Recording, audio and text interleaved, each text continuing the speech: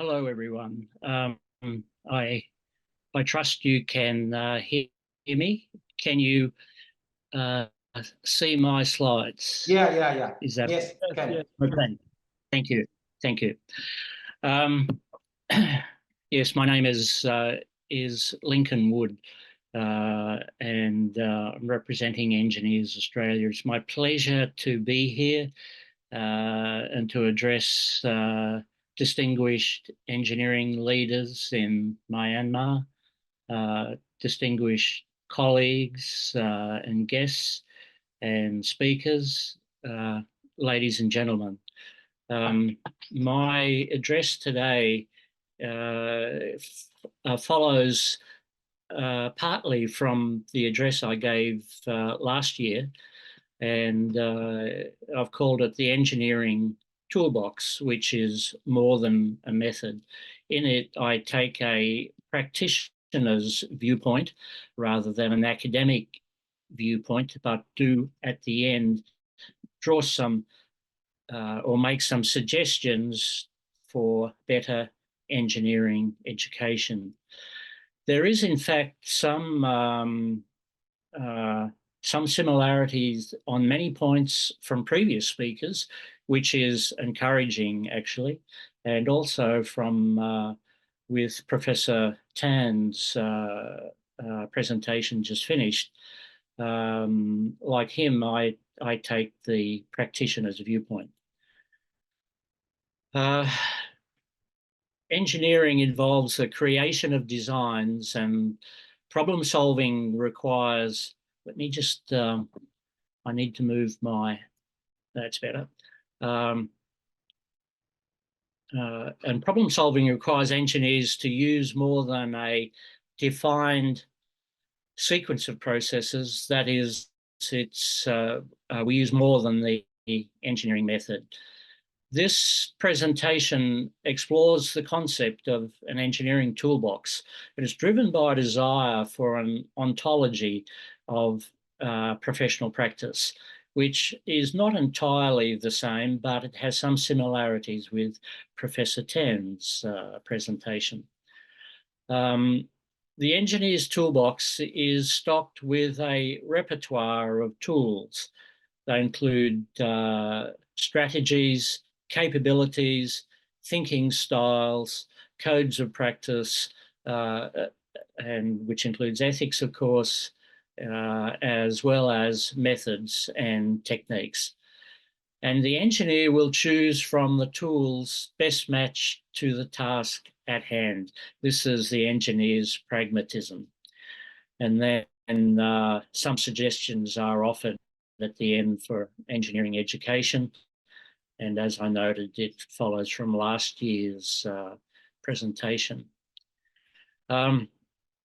So what is engineering?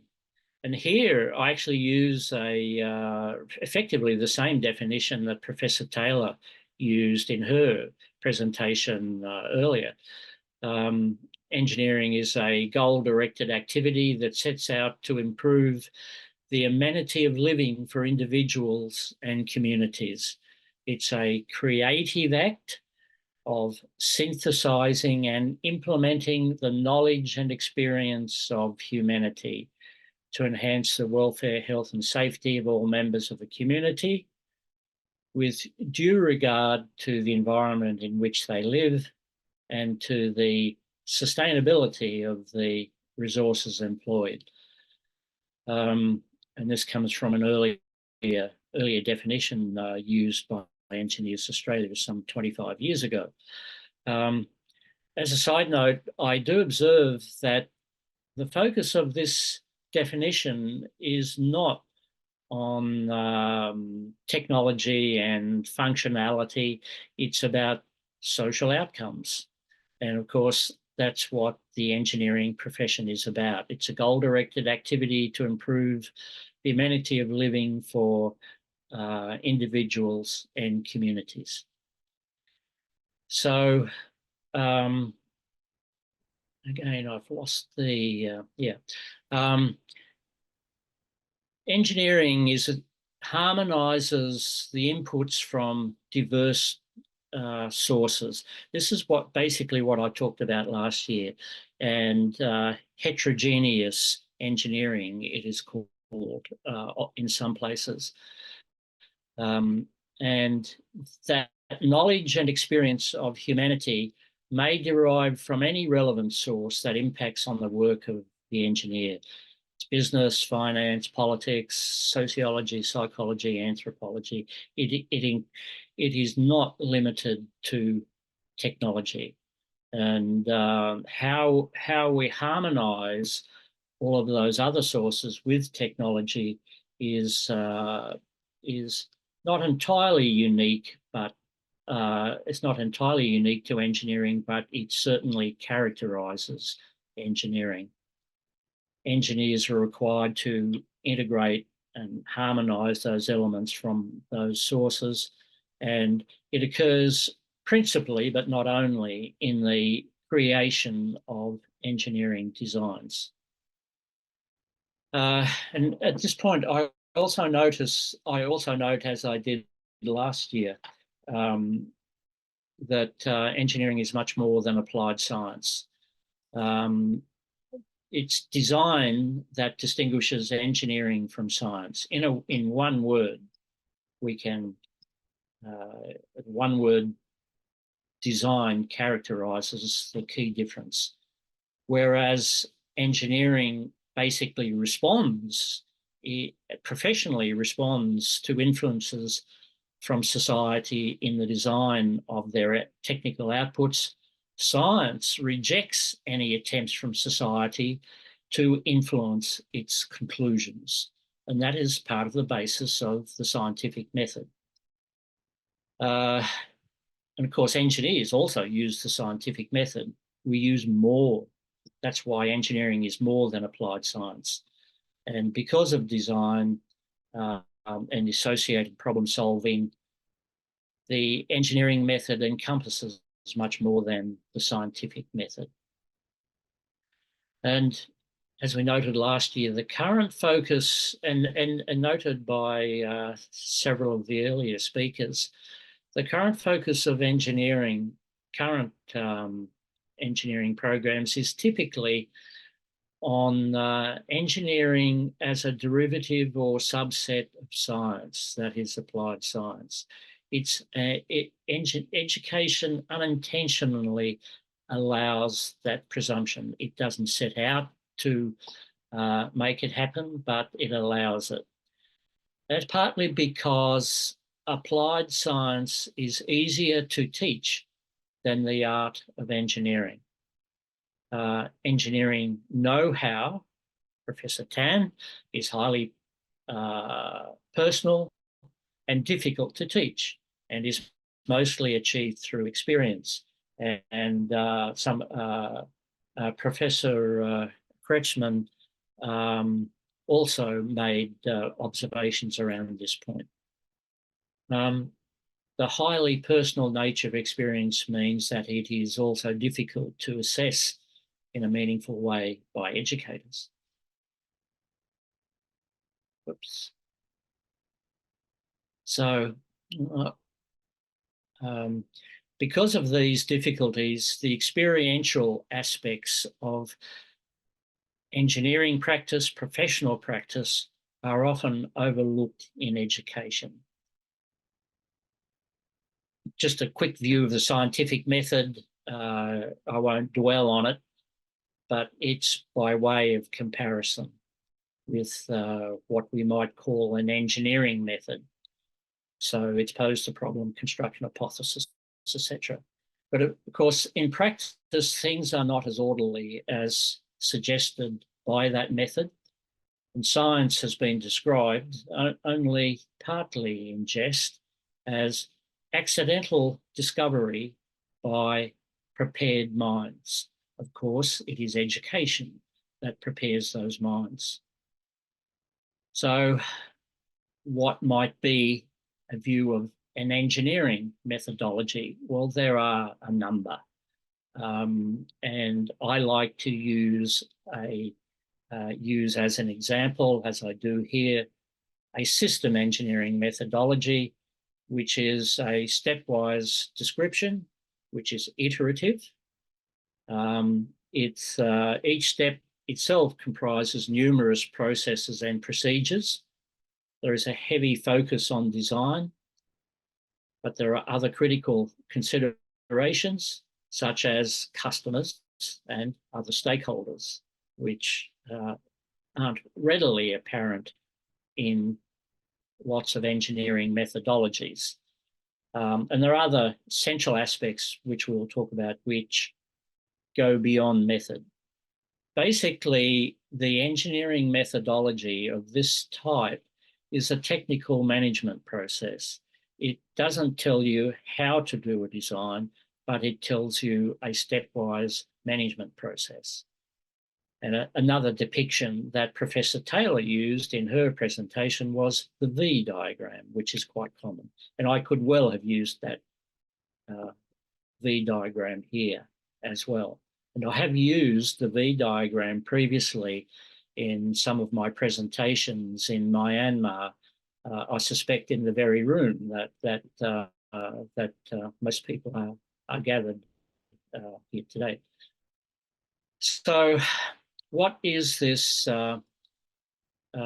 engineering toolbox? Well, engineers, yes, we use a methodology. We even use the science methodology as well as the engineering methodology. But we leverage also a diverse range of strategies, routines, capabilities, ethics, values, and thinking and reasoning styles. So basically, engineers have a toolbox of resources from which they can draw from a multiplicity of dissimilar resources, both singly and in combination. And the engineer will select the tools best matched to the current task.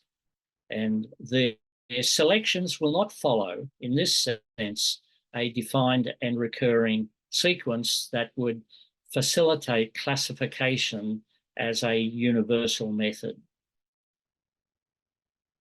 So what might the contents of that engineering toolbox look like?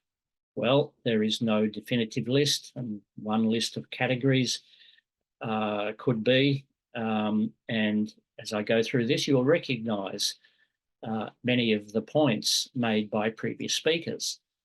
There is the needs and functions elicitation, which may be called the task definition, which may also be called opening the toolbox. That point must come first. Then there's genres or styles of thinking and reasoning. Ingenuity and design, which is about harmonising dissimilar requirements, which we mentioned earlier. Then there's the nucleus or the kernel of the technical task, which is where most of engineering education is focused. These are the recognisable core engineering tools. There's ethics, standards, and non-functional needs. These are professional constraints which all engineers practice under. Then there's experience and common sense, which has also been noted just previously. And then we must assure the engineering outputs prior to release, and we can call that closing the toolbox. Apart from opening and closing, there is no specific sequence of use. Even so, assurance must begin long before closure is achieved. Now, what are the origins of this engineering toolbox concept? They come from professional practice, from my own personal lived experiences in the automotive, aerospace, and defence industries. So I guess a bit of rocket science in there for Professor Tan. Also perceptions from the experiences of professional colleagues and observations of engineering management systems. Also guided by observations from the literature from a number of resources that I'm sure many of you would be familiar with, at least some of those. Now, with 7 elements, if you're like me, you'll have trouble remembering it, what they are. So I like to develop memory aids. So if you look at the first letter of each line, then what do we get? The word engineer. That wasn't intended when I started, but it sort of fell out at the end. So that's my aid memoir, my memory aid for remembering the contents, at least the organisation of the contents that I have established. Now, we'll just work through in a single slide each of those elements of the contents. So there's the needs, and again, I need to move that. Needs, functions, and task definitions, which is opening the toolbox. And it's about establishing the needs and intentions of people, the customers. And the customers may include owners, operators, maintainers, and all others who have a stake in the system, in the design. For systems, it may be called the voice of the customer. For engineering service, we may call it the mind of the customer.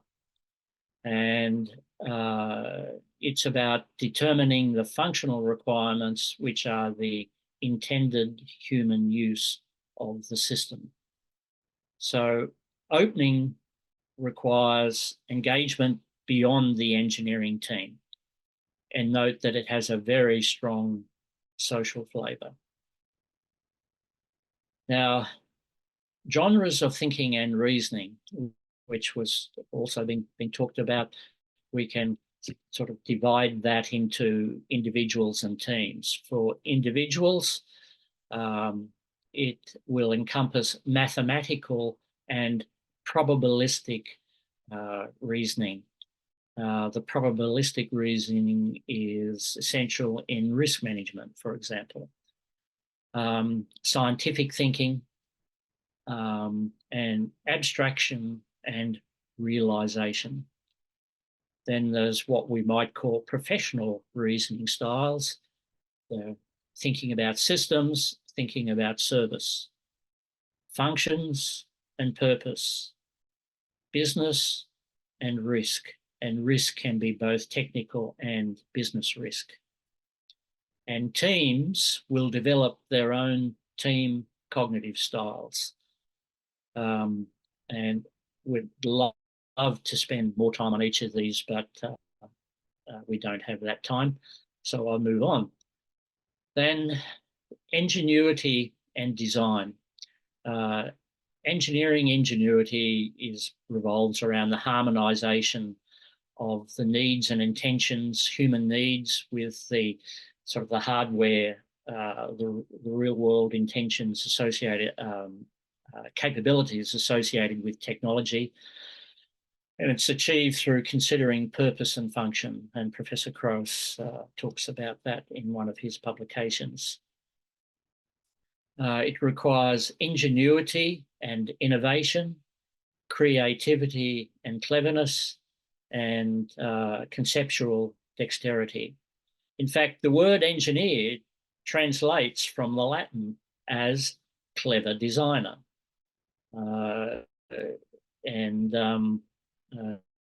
You can follow that through from the Oxford English Dictionary definitions.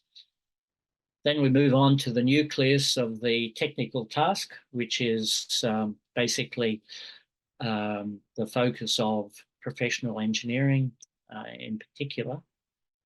The focus of engineering education in particular. So it's about the use of technologies in design. It covers technical strategy and planning, systems and life cycles, and associated with that, analytical methods, simulation and modelling, concept demonstration, etc. All the things that engineering education programs are good at teaching. And it also encompasses management of tasks, management of information, and management of risks. And the process diagram, the process diagram that I showed earlier would come into play here. And there may be methods specific to the industry sector and the enterprise. And Professor Tan actually hinted to that when he focused on geotechnical engineering. Then there's ethics, standards, and non-functional needs. These are all non-functional constraints on design. So professional ethics, which is fundamentally the consideration of impact on others. It is different to morality, but professional ethics is the consideration of impact on others, or it overlaps with morality, I should say, but it's not exactly the same. Technical and process standards, regulations which may be prescribed by a governing authority, and codes of practice which may be industry specific, such as building codes or geotechnical codes, for example. And there are many non-functional attributes such as sustainability, which is one of the focuses of this this conference, but there's many others as well. In fact, it is easy to list about 20 or 30 other non-functional attributes that engineers really need to consider. There's actually many of them. And this is a part where professionalism starts to come into play. Then there's experience and common sense, also spoken about previously. These involve resources routinely used by experienced professionals, and they are rich in tacit knowledge, the use of heuristics, informal rules, approximations, pattern recognition and intuition, which are actually important in professional judgment. Know-how and pragmatism, empiricism, and good old common sense. And these may often be used as a starting point for design or problem solving to break through, to either start or to break through a problem. And finally, there is release and assurance, closing the toolbox, establishing that the engineering design meets human objectives. They encompass professional judgment, which we have heard about. And if Professor Tan is watching, I do have an interesting reference that you might come from, which you might be interested in, which comes from the medical profession. It's about surgical practice.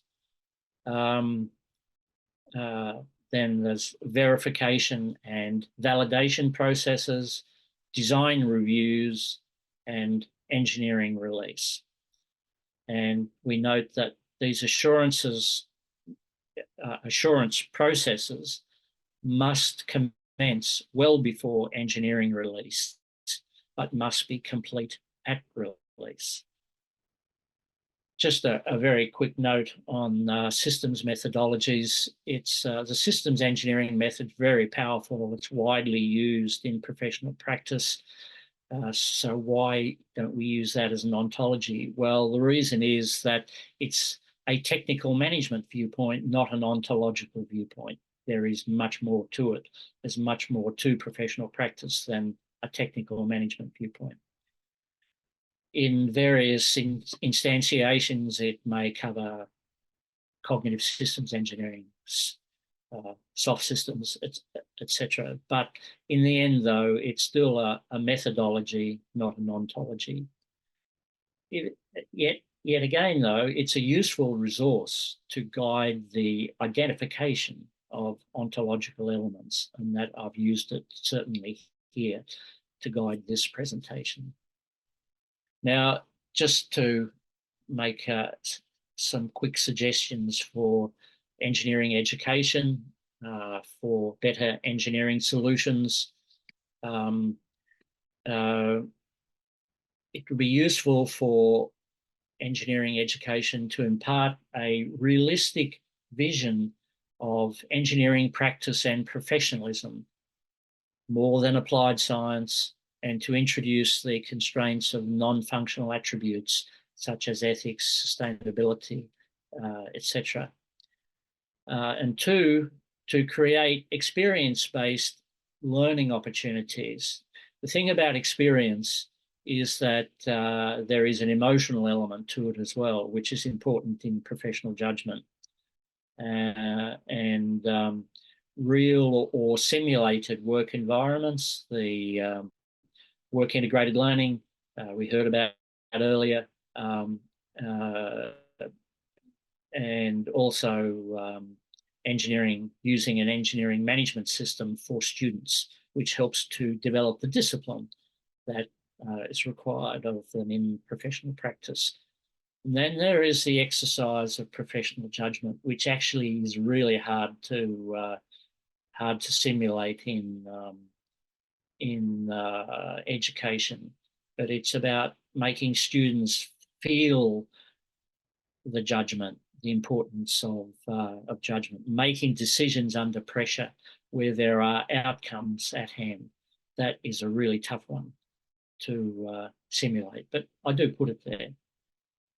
So in conclusion, engineering harmonises technical functions with diverse non-technical needs, such as sustainability and all the others. Engineers employ a toolbox of resources for better engineering solutions. That toolbox is stocked with a repertoire of methods, techniques, strategies, capabilities, thinking styles for problem solving and creation of solutions. Engineering education cannot teach all aspects of engineering practice, but it can impart a vision for practice and give a feeling for the pathway to professional practice. So I will conclude here, and I just make a request that if you have any questions, please record them on the screen, or perhaps send me an email, because I have a serious challenge with processing speech on a virtual environment like this. So that's a brief request on my part, but I'm happy to answer any questions offline. Thank you very much.